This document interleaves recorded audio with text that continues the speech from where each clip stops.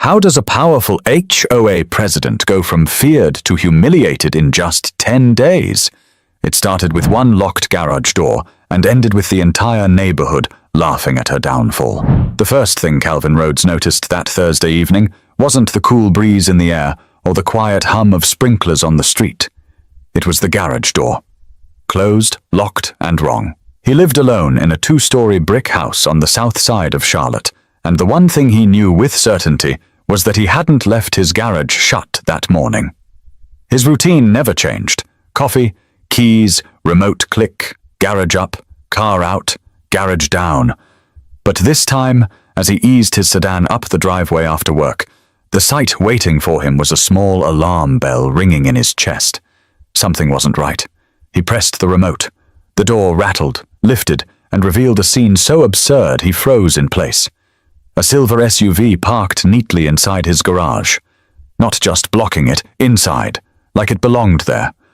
Calvin killed the engine and stepped out slowly. His eyes scanned the vehicle, an immaculate Lexus RX, pearl paint catching the last slice of daylight. He didn't own a Lexus. He didn't let anyone borrow his garage. And then, standing just inside the door that connected the garage to his kitchen, was Marjorie Kellum. Marjorie wasn't just any neighbor. She was the neighbor. 53 years old, sharp chin, short blonde bob cut with not a single strand out of place, and a habit of carrying clipboards as though she'd been born with one in her hand. She ran the HOA like a private kingdom. Grass too long? You got a note? Trash bins left out past 7 p.m. You got a picture and an email. Kids playing basketball too late? She'd call it a safety violation. Marjorie, Calvin said slowly, setting his briefcase on the hood of his own car. Do you want to explain why your Lexus is sitting in my garage? Marjorie didn't flinch. She folded her arms, chin tilted as though she were addressing a child who'd broken curfew.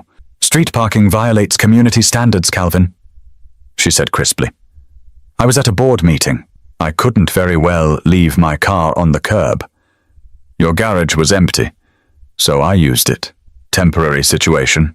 Calvin blinked. He actually laughed, short and bitter.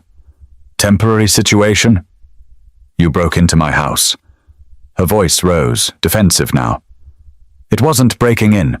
The garage door was unlocked when I tried it. That's practically an invitation. And frankly, Calvin, as a homeowner here, you should appreciate that I'm preventing violations. Cars on the curb make this place look like an apartment complex. An invitation, he repeated, incredulous. This is private property. My garage, my lock. You don't get to decide what's convenient for you, she sighed, exasperated, as if he was the unreasonable one. You're being dramatic. I'll have it out of here soon. Just relax. The word relax hit Calvin like an insult. He'd had a long day managing outages at work, chasing down contractors and fielding calls from his boss. Now he was staring at his HOA president standing in his house, pretending her SUV had a rightful place beside his toolbox and bikes. For a moment, he considered losing his temper, shouting, threatening to call the police, but instead, something inside him cooled. He remembered the flight confirmation in his email, the Puerto Rico trip he'd been waiting for. 10 days of sand, salt water, and 0 HOA meetings. Calvin's eyes shifted to his suitcase, already packed and sitting by the stairs. He didn't need this fight. He didn't need this stress. He needed to think smarter, not louder. Fine, he said calmly, picking up his briefcase again. If you think this is acceptable, we'll see how acceptable it feels in a week. Marjorie frowned, confused. What's that supposed to mean? Calvin didn't answer. He walked into the kitchen, rolled his suitcase to the door, and pressed the button to close the garage. The heavy door rattled downward, sealing the Lexus and Marjorie's smug certainty inside. He locked the interior door with a click. She was still shouting when he wheeled his suitcase out the front door to the waiting rideshare. Something about board policy and community rights. He didn't look back. As the driver pulled away, Calvin leaned back in the seat, exhaling the kind of laugh that comes not from humor but from disbelief. 10 days in Puerto Rico. Sunsets, waves, and rum cocktails. And meanwhile, Back here in Charlotte, his garage was holding a hostage.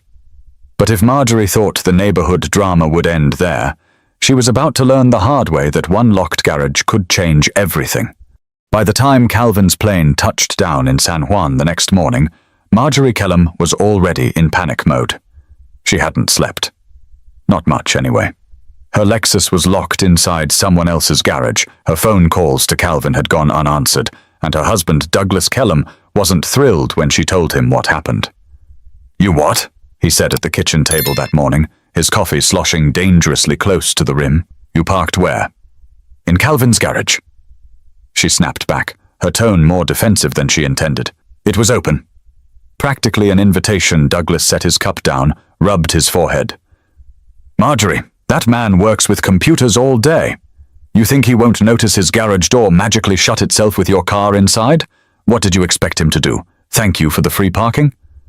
She bristled. "It's not like that. I was trying to set an example.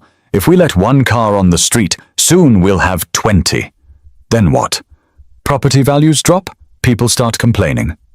I keep order around here." Douglas leaned back, staring at her like he was looking at a stranger. "You don't keep order, Marjorie. You control. And now your SUV's trapped in Rhodes's garage while he's sipping margaritas somewhere." She hated when he spoke like that. Calm, blunt, pointing out truths she didn't want to hear.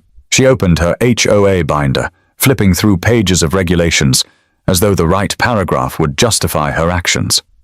Later that day, she marched across the cul-de-sac and knocked on the door of Calvin Rhodes, the HOA's treasurer. Calvin was in her late 40s, a nurse at the local hospital, known for being pragmatic and kind. She answered in scrubs, looking exhausted from a night shift. "Marjorie, it's the middle of the day," Calvin said, rubbing her eyes. "What's the emergency?" "My car is stuck in Calvin's garage," Marjorie blurted out. Calvin blinked. "Stuck? How does someone's car just end up in another man's garage?" "I parked there during the meeting last night," Marjorie explained, her voice rising as though volume would make the story sound reasonable. "He wasn't home. The space was empty." "Perfectly logical," Calvin crossed her arms. "Logical? You entered his property without permission. It's community property in a sense." "No," Calvin cut her off, firm now. "That's his house, his lock, his space. There's nothing in the bylaws that gives you that right. You've gone too far this time, Marjorie." The words stung. Marjorie was used to neighbors bowing under her authority, grumbling but never pushing back. Now Calvin, someone she thought of as an ally, was standing against her. "Well," Marjorie said stiffly, "I'll resolve it when Calvin gets back. Until then, I'll just manage." But managing wasn't easy. The Kellums had one car now, the family sedan, and Douglas needed it for work at the hardware store across town. Marjorie found herself relying on rides from neighbors she normally lectured about mailbox paint or lawn care. Each time she asked, she could feel their eyes on her, amused, judgmental. On the third day, Gordon Hayes, a retired postal worker who lived 2 doors down, chuckled openly when she requested a lift. "You? Need a ride?" he said, leaning on his cane. "Didn't think you folks up in the HOA ever needed help from us mere mortals." She gritted her teeth, slid into his passenger seat, and kept her mouth shut. But humiliation burned hot in her chest. The worst was still to come. At the weekly HOA board meeting, held in Carolyn's dining room, the whispers were already swirling. Pauline Jennings, another board member, smirked as Marjorie walked in without her usual clipboard. "Where's the Lexus tonight, Marjorie?" Pauline asked sweetly. "Still in storage?" The table erupted in muffled laughter. Marjorie slammed her folder down. "This is no laughing matter. Calvin has essentially kidnapped my vehicle." Calvin raised an eyebrow. "Or you illegally used his garage." The back and forth grew heated. Marjorie barked about standards, bylaws, and precedent. The others pushed back, pointing out that she'd undermined her own authority. It ended with Calvin calling the meeting to a close early, muttering something about leadership credibility. Walking home that evening, Marjorie felt something she hadn't felt in years. Loss of control. The power she held over her neighbors, the fear her name once carried, was slipping away. All because of one locked garage. But what she didn't realize yet was that every day Calvin stayed in Puerto Rico, her problems were multiplying. And soon, the entire neighborhood would be watching her downfall play out in real time. Calvin leaned back in his hotel chair, the sound of waves crashing faintly in the background. Puerto Rico had been on his mind for months. Sunlight, music, and the freedom to unplug from deadlines. But as he sipped a mojito by the pool, he couldn't help but picture Marjorie's silver Lexus sitting silently in his garage like an uninvited guest. He imagined her reaction once she realized he wasn't coming back in a day or two. That image alone made the drink taste sweeter. Back in Charlotte, Marjorie was pacing her living room like a caged animal. She had called Calvin's phone at least a dozen times, each one sent to voicemail. Texts went unanswered. Even an email she sent with the subject line, "Urgent HOA matter," had bounced back with his automated response. Out of office until the 14th. Limited access to email. The 14th. 10 whole days. "Douglas, this is outrageous," she fumed. "He's holding my property hostage. I could call the police." Her husband lowered his newspaper slowly. "And tell them what? That you trespassed and parked in his garage without asking. They'll laugh us out of the precinct, Marjorie. Maybe even charge you."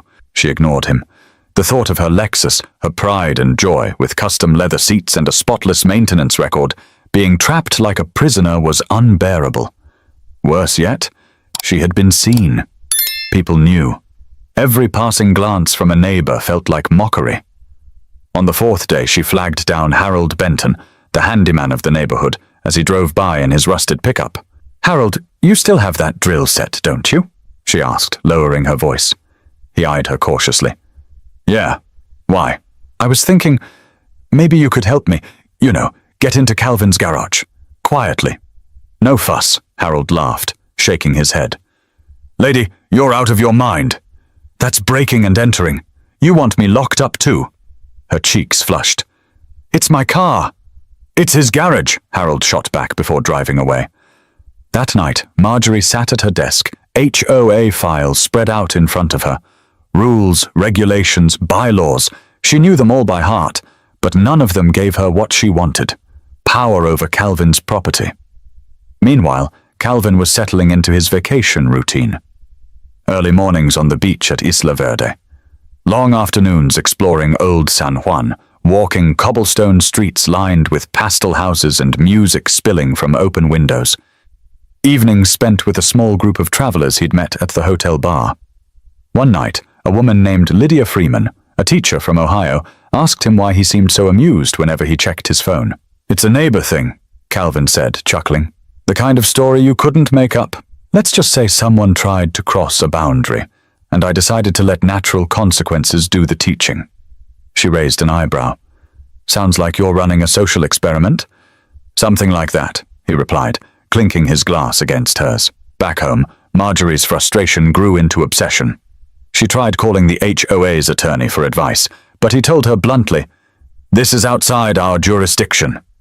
You're on your own." She even went as far as visiting the local police department, where the desk officer gave her a look halfway between disbelief and pity. "Madam," the officer said, "you entered his property without consent. That's trespassing. The only reason he hasn't pressed charges is probably because he doesn't want to deal with it. If I were you, I'd wait until he comes back and pray he's feeling generous." She left the station red-faced, muttering about incompetence. By the 6th day, Douglas had stopped offering her rides. He was tired of being dragged into her mess. "You made this bed," he told her flatly, "so you can lie in it." He handed her the keys to the sedan, but only for errands within a 5-mile radius. He needed the car for work. Marjorie found herself humbled in ways she'd never experienced. Walking to the pharmacy, taking the bus to the grocery store, catching stares from people who used to dread her HOA letters but now whispered behind her back. Each day the weight of humiliation pressed heavier. Each night she stared out her window at Calvin's house, the locked garage mocking her. But while she stewed in embarrassment, the rest of the neighborhood was slowly turning her blunder into entertainment, and soon her private shame would become a public spectacle. By the 7th day, Marjorie Kellum's life had shrunk to a circle no wider than the cul-de-sac. The Lexus sat silent behind Calvin's garage door, an expensive monument to her mistake, while she trudged through errands with the sedan like an ordinary neighbor. She hated how visible it all was. People noticed. They always noticed. That morning, she stepped out with a tote bag in hand, planning to catch the bus for groceries. Across the street, Martha Pennington, a widow in her 60s, was watering petunias. Martha raised a hand in greeting, but her smile carried a trace of amusement. "Morning, Marjorie. Walking today?" Marjorie tightened her grip on the tote. "Just stretching my legs, Martha." Martha's eyes flicked toward Calvin's driveway, then back to Marjorie. "Funny, haven't seen the Lexus lately." "Everything all right?" The words were light, casual, but Marjorie could hear the laughter under them. Her face burned. "It's in for maintenance," she snapped, then turned on her heel before Martha could answer. At the bus stop, she stood alone in her pressed blazer, clutching her bag while teenagers in hoodies scrolled on their phones and commuters sipped gas station coffee. For the first time in years, she felt invisible, powerless. A woman waiting on public transport when her luxury SUV sat locked in someone else's garage 100 yards away. Later that evening, her humiliation deepened. Douglas was already home when she returned, flipping channels on the recliner. "How was the bus ride?" he asked, not looking up. She slammed the milk onto the counter. "Don't start." "Not starting anything," he said. "Just wondering if maybe, just maybe, this is what happens when you take things too far." Marjorie spun toward him. "I was enforcing standards." "That's my job." He met her gaze finally, tired eyes hardening. "No, your job is to lead with common sense." "But you don't. You nitpick, you scold, and now you're the one being laughed at." The words cut deeper than she admitted. Douglas had tolerated her rigidity for years, but now his patience was cracking. As if on cue, the doorbell rang. Marjorie smoothed her blouse and opened the door to find Pauline Jennings, the board secretary, standing with her arms crossed. "Evening, Marjorie," Pauline said coolly. "I came by to check on something." Marjorie forced a smile. "Of course. What is it?" "I heard," Pauline said, tilting her head, "that your car's been stored away. People are talking." "Is it true?" Marjorie stiffened. "It's being handled," Pauline smirked. "Handled how?" "Because from where I'm standing, it looks like Calvin played you at your own game, locked you out, and now you're stranded. Must be a strange feeling for you." Her composure cracked. "This is none of your business." "Oh, it's everyone's business," Pauline replied. "You've lectured half this neighborhood for years. Now the tables turn, and you expect silence. Good luck with that." She left with a satisfied grin, and Marjorie stood frozen at the door, the weight of humiliation pressing heavier than ever. That night, she scrolled through the HOA's private Facebook group.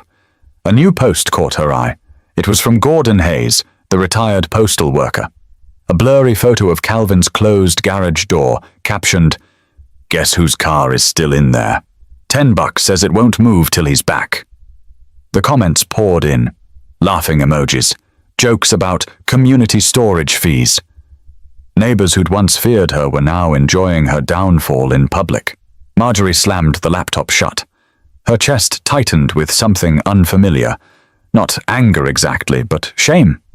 For years, she had wielded the HOA rulebook like a weapon. Now, with one impulsive decision, she had armed the entire neighborhood against herself. Upstairs, Douglas was already asleep. She sat alone in the darkened living room, staring at her reflection in the window. Her Lexus was just a few yards away, close enough to touch if not for the locked garage door. But what gnawed at her most wasn't losing the car, it was losing the control she'd built her life around, and soon even her allies would turn their backs completely. By the 8th day, word about Marjorie's trapped Lexus had spread far beyond the cul-de-sac.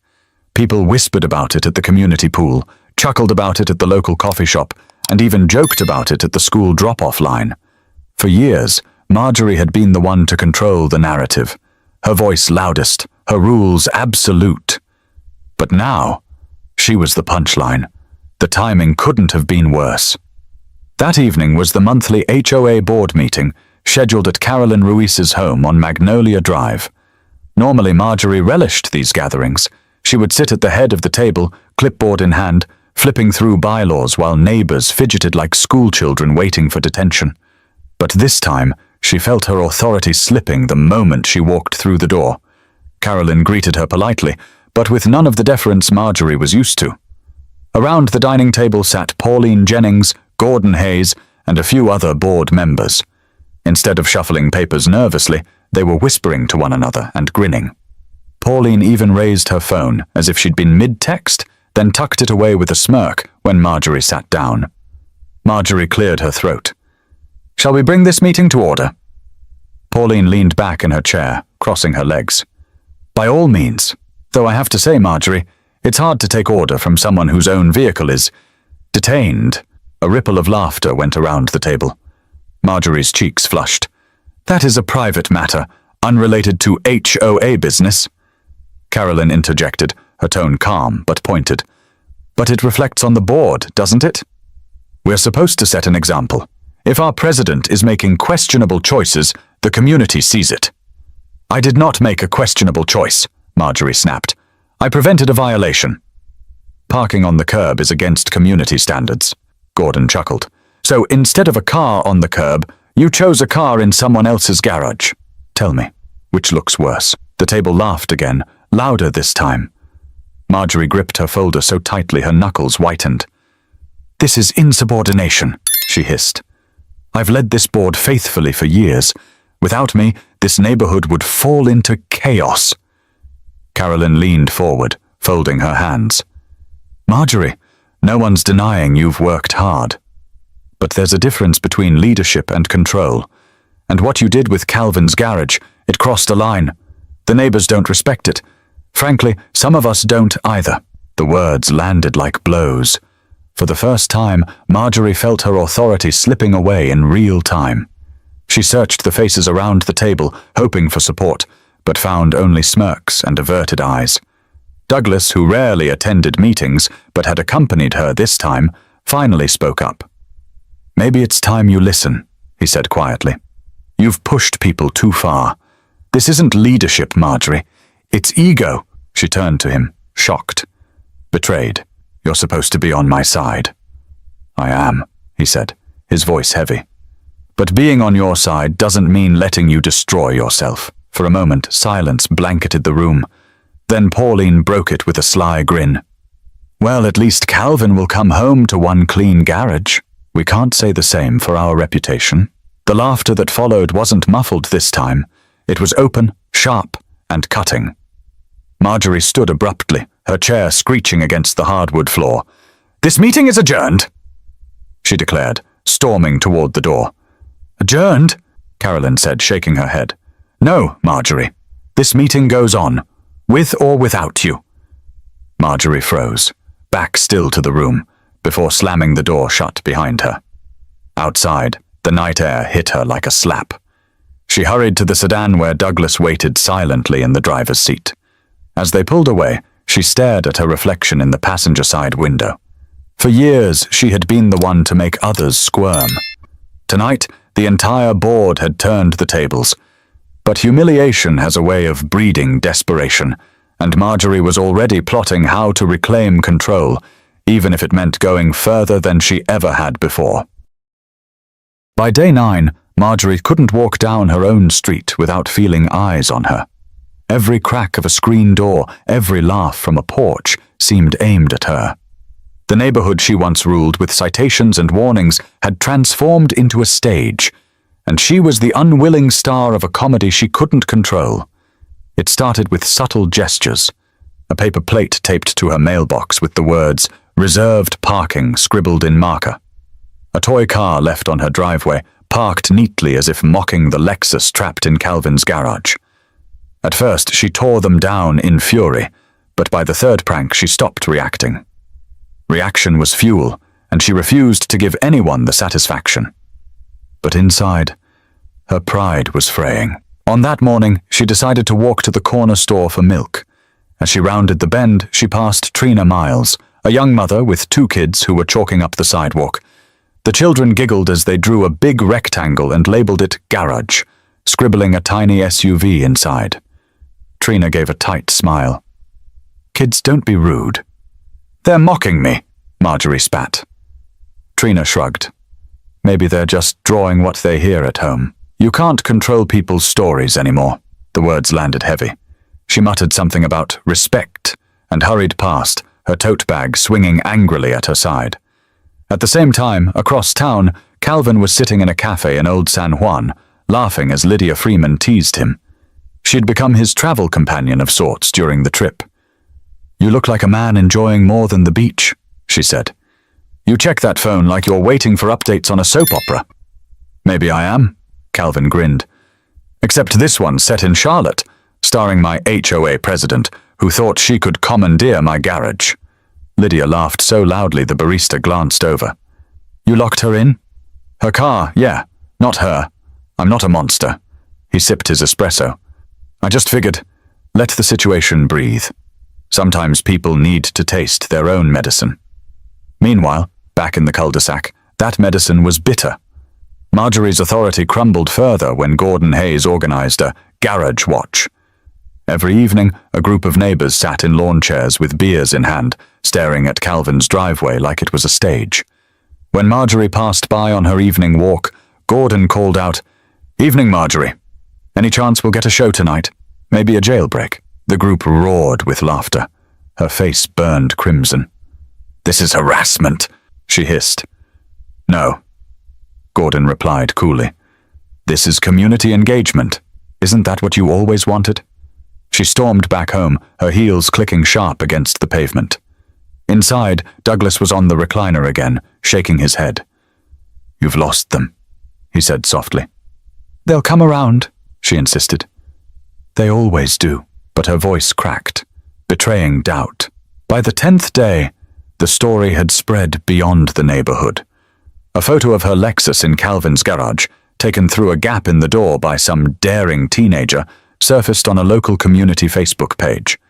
The caption read, "HOA president takes her own rules too far. Guess who's paying the price?" Within hours, the post had dozens of comments. Strangers weighed in. Some defended her, but most mocked. Words like arrogant and power trip dotted the thread. When Marjorie saw it, she slammed her laptop shut so hard the hinge cracked. "This is defamation," she told Douglas. He didn't look up from his paper. "No, Marjorie. This is what happens when you lose perspective." That night, she stood at her upstairs window again, staring across the street at Calvin's house. The garage was silent, the Lexus invisible but painfully close. For years, she had convinced herself she was protecting the neighborhood, saving it from decline. Now she realized her neighbors didn't see her as a savior. They saw her as a tyrant, and they were enjoying her fall. But what she didn't know was that Calvin's flight was landing soon, and his return would be the final act in a story that had already stripped her of the control she prized most. While Marjorie Kellum's world seemed to shrink with every glare from her neighbors, Calvin Rhodes's life had expanded into something freer than he'd felt in years. For the first time since his divorce, he was living in the moment, far from boardrooms and server outages. Every morning he woke to the sound of gulls circling over Isla Verde Beach. He'd jog barefoot on the sand, the Atlantic stretching wide and endless beside him, before grabbing a plate of fried plantains from the hotel cafe. And every morning, when he checked his phone, another voicemail from Marjorie appeared. He never listened past the first sentence. "Calvin, this is unacceptable. Calvin, I demand you release my vehicle. Calvin, you will regret this if you don't comply. Delete, delete, delete." Lydia Freeman, the teacher from Ohio he'd befriended, teased him one morning as he scrolled through his inbox. "Still ignoring the queen of your cul-de-sac?" she asked, sipping iced coffee under a striped umbrella. "She's not a queen." Calvin chuckled. "More like a dictator whose castle fell down." Lydia grinned. "You know, most people would have blown up at her, maybe even called the cops." "You just let her stew." Calvin leaned back, letting the sun warm his face. "Sometimes silence teaches louder than shouting. She'll learn that, or maybe she won't. Either way, not my problem." In the evenings, he wandered Old San Juan. Lanterns lit narrow cobblestone streets. Musicians played guitars outside corner cafes. He tried mofongo for the first time, danced clumsily at a salsa bar, and laughed until his stomach hurt. Each time his phone buzzed, he pictured Marjorie pacing her kitchen, furiously typing or leaving another message. The contrast made him laugh harder. One night, as he sat on the hotel balcony with Lydia and a couple from Michigan they'd met, Calvin finally told the full story. "So she just parked in your garage?" Lydia asked, incredulous. "Like it was public property," Calvin said. "She even said the garage door being unlocked was an invitation," the Michigan couple roared. Lydia nearly spit her drink. "So what did you do?" Lydia pressed, though she already knew the answer. "I shut the garage, locked it, grabbed my suitcase, and left for the airport. Haven't looked back since." The group laughed so loudly a guest 2 balconies over called, "Sounds like someone's got HOA problems."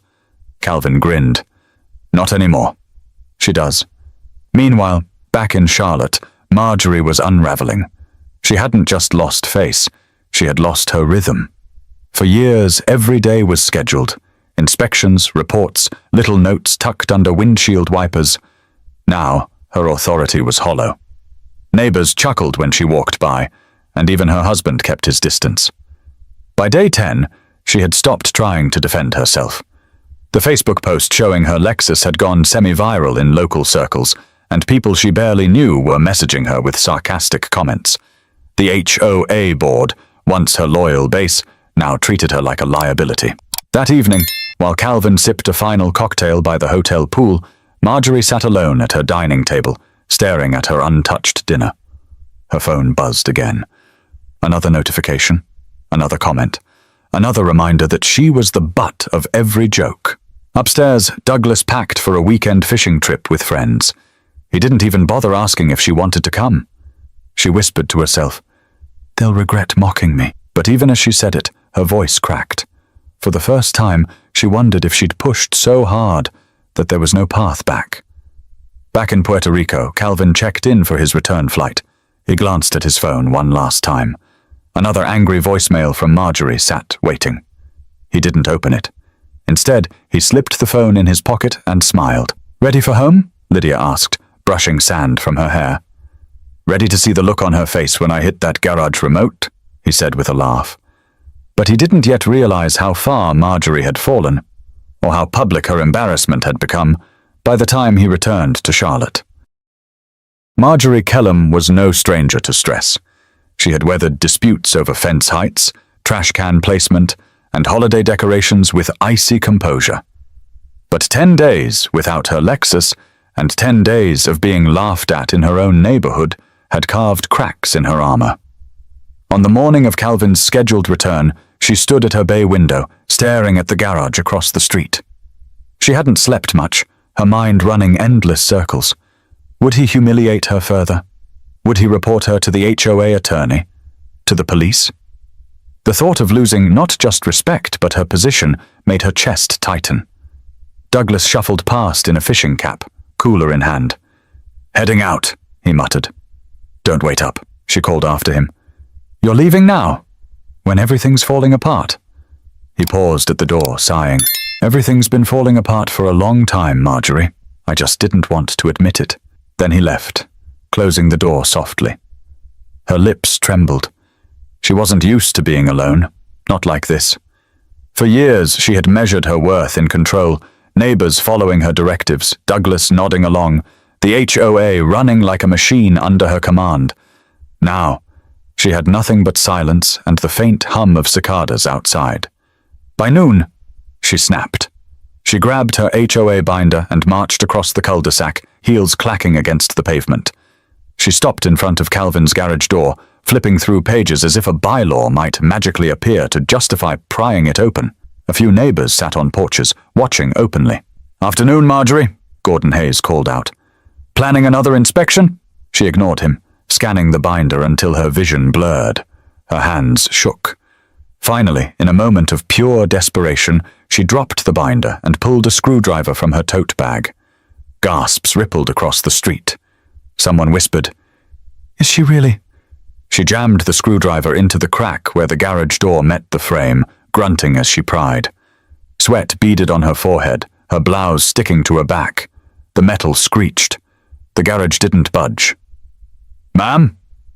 A voice called. It was Officer Ryan Copley, a local patrolman, pulling up in his cruiser. He stepped out slowly, arms crossed. What exactly are you doing? Marjorie froze, breath ragged. This is my car. My Lexus is in there. The officer raised an eyebrow. And this is his garage. Which means what you're doing right now is attempted breaking and entering. It's not breaking in, she snapped, voice rising. He trapped it. He trapped me. I'm the president of this HOA, and I demand you make him open it. Ryan pulled out a notepad. President of the HOA doesn't trump private property laws. You parked in there without permission. Legally, you're lucky he hasn't pressed charges. Neighbors gathered closer now, some with phones out recording. Marjorie's chest heaved. She wanted to scream, to demand respect. But the weight of their smirks, the flashing phone cameras, and the officer's steady gaze pinned her in place. Ryan softened his tone. Here's my advice. Step away from the garage, go back home, and wait. He'll be back soon. Don't make this worse than it already is. Marjorie dropped the screwdriver, her hands trembling. She turned on her heel and stormed back to her house, slamming the door behind her. Inside, she collapsed into a chair, staring at the abandoned binder on the floor. Her reflection in the glass cabinet caught her eye. Hair frizzed, blouse wrinkled, face tight with fury and shame. For the first time, she didn't see the commanding figure of authority she always imagined. She saw a desperate woman fighting a losing battle. Meanwhile, miles above the Atlantic, Calvin's plane began its descent. He stretched in his seat, a relaxed smile tugging at his lips. The vacation had been everything he needed, and he felt lighter, calmer, even playful. He imagined walking into his house, dropping his bags, and pressing that garage remote. The mental picture of Marjorie's face kept him grinning all through landing. But he had no idea that while he was sipping piña coladas, Marjorie had nearly turned her embarrassment into a crime, and that the neighborhood was waiting eagerly to see what would happen when he finally came home. When Calvin's rideshare turned into the neighborhood just after sunset, he noticed right away that things looked different. Porch lights glowed brighter than usual. Families lingered outside even though the air was thick and muggy, and more than a few heads turned as his sedan rolled down the street. It was as though the whole block had been waiting for him. The driver pulled up to his driveway, and Calvin stepped out with his suitcase. He spotted Gordon Hayes, perched in a lawn chair with a beer in hand, grinning like a man who'd just won a bet. A couple of teenagers whispered nearby, phones at the ready. "Welcome home, Calvin," Gordon called out, raising his can. "Been quiet around here without you?" Calvin chuckled. "Somehow I doubt that." He walked to his front door, keyed it open, and inhaled the familiar scent of his house. Setting his bags down, he pulled the garage remote from the counter. His thumb hovered over the button for a second, then pressed. The door rattled upward, and the silver Lexus came into view. Its paint still gleamed, though a thin layer of dust had settled on the hood. The neighbors broke into laughter and applause, the sound rolling across the cul-de-sac like a cheer at a ball game. Across the street, Marjorie burst out of her house. Her heels clattered against the pavement as she stormed toward him, face flushed, hair pulled back too tightly. "Calvin Rhodes!" she shouted. "This has gone on long enough. You release my car immediately." Calvin leaned against the doorframe, calm as ever. "Looks like it's already released." He gestured toward the garage. "All you had to do was wait." Her eyes widened, her voice sharp with desperation. "Wait? Do you have any idea what I've endured this week? The disrespect? The humiliation?" "Sounds like a taste of your own medicine," Calvin replied evenly. "You've been handing that out for years." The neighbors murmured in agreement, some even nodding. Marjorie's voice shook.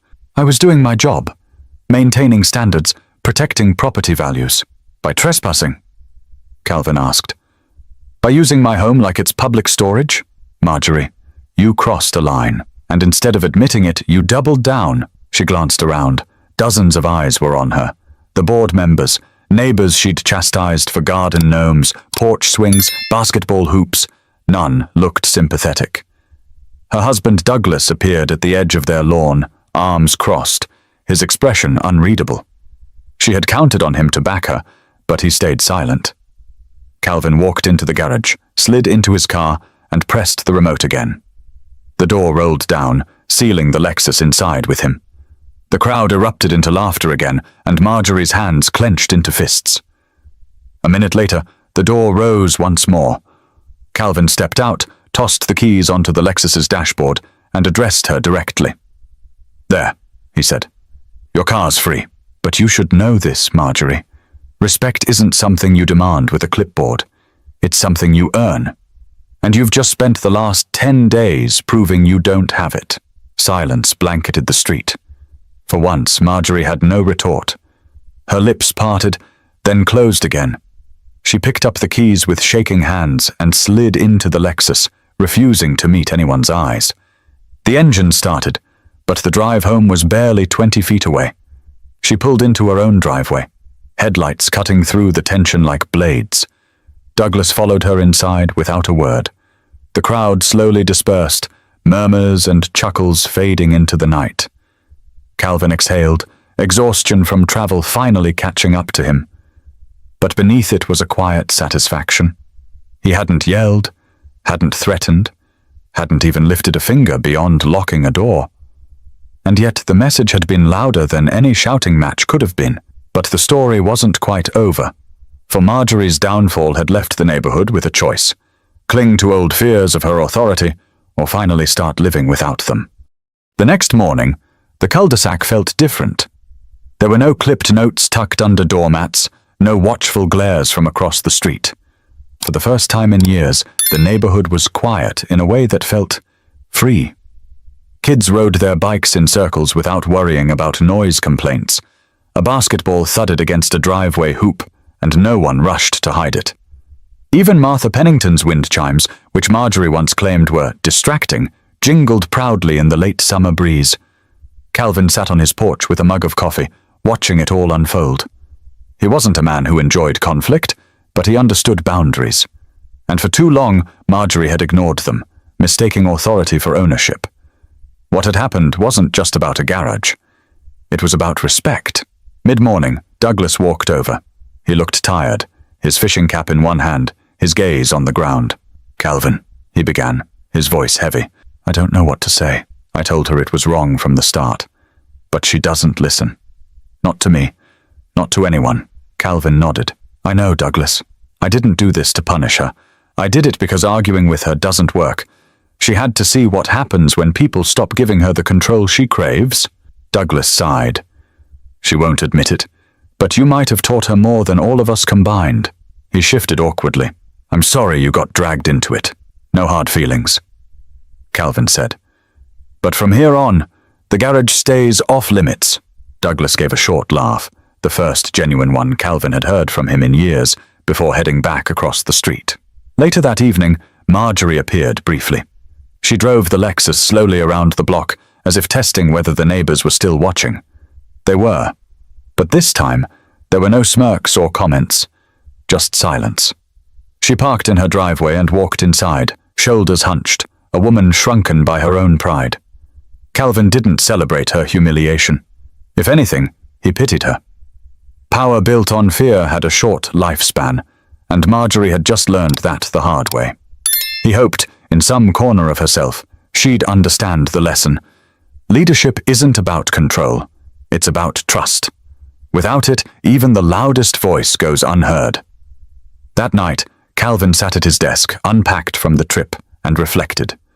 The whole ordeal had been absurd, almost comical, but it had left a mark. Too often, people allow others to take liberties because confrontation feels messy. But letting people cross boundaries only feeds their arrogance. Sometimes the quietest stand, the kind that doesn't involve shouting or threats, sends the clearest message. The neighborhood had changed too. With Marjorie's authority broken, people began speaking up more. Neighbors who had once tiptoed around her started planting what they liked, gathering on porches longer, living as if their homes were truly their own again. Calvin didn't mean to spark a rebellion, but in a way, he had. For him, the lesson was simple. Respect is earned, not demanded. You can't force people to follow you by intimidation. You can only lead by example. And when you forget that, even the strongest grip on power slips away. As the streetlights flickered on and the cul-de-sac settled into night, Calvin felt something he hadn't in a long time, a deep sense of peace. He'd drawn a line without lifting his voice, and the neighborhood was better for it. And maybe, just maybe, Marjorie would learn to live with less power and more humility. Time would tell. So if you're listening to this story and thinking about the Marjorie in your life, the coworker who oversteps, the boss who takes too much, or the neighbor who pushes too far, remember this. You don't have to fight loud to be heard. Sometimes the most powerful response is the quiet one. Respect your boundaries, stand firm, and don't let anyone convince you that their entitlement is your responsibility. And if you enjoyed this story, make sure to subscribe for more. Every story we share carries a lesson, and sometimes the lessons are closer to home than we think.